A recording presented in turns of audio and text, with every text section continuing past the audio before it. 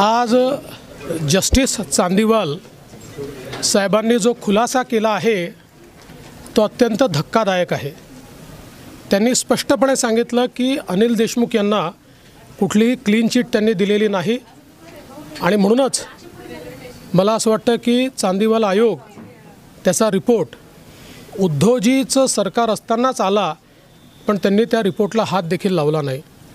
दुसरं महत्त्वाचं की जस्टिस चांदीवाल यांनी जे सांगितलं आहे की आरोपी आणि साक्षीदार यांची एकत्रित भेट ही DCP करून देत होता, म्हणजे एकूणच जे आरोप लावले होते त्या आरोपावर बोलू नये अशा प्रकारचा दबाव हा साक्षीदारावर टाकला जात होता।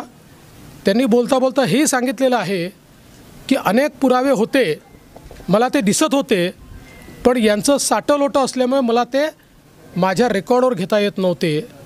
एकूणच महाविकास आघाडीच्या काळात झालेला हा जो भ्रष्टाचार आहे, बदल्यांमध्ये असेल, अपॉइंटमेंटमध्ये असेल किंवा वसुली जी आहे, या वसुलीचे यापेक्षा मोठे पुरावे दुसरे काहीच असू शकत नाही।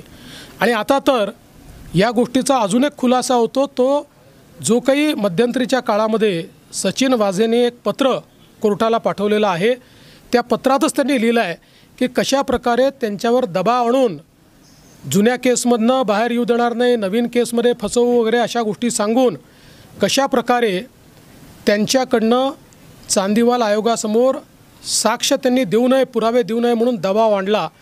मला असं वाटतं त्या पत्राचं आता जी काही सत्यता आहे ती चांदीवाल साहेबांच्या या मुलाखतीमुळे स्पष्ट झालेली आहे।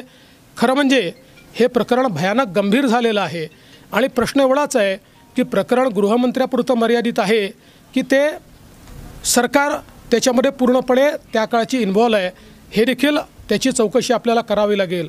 आणि दुसरं जे मी वारंवार सांगत होतो ते पुन्हा चांदीवाल आयोगाने स्पष्ट केलं की जाणीवपूर्वक कुठलाही पुरावा नसताना मला गोवण्याचा प्रयत्न या सगळ्या लोकांनी मिळून केला, पण कर नाही त्याला डर कशाचा, त्यामुळे ते मला गोवू शकले नाहीत। हा सगळा धक्कादायक खुलासा आल्यानंतर माझं तर मत आहे एक फ्रेश CBI इन्क्वायरी या सगळ्या गोष्टीची करण्यात आली पाहिजे।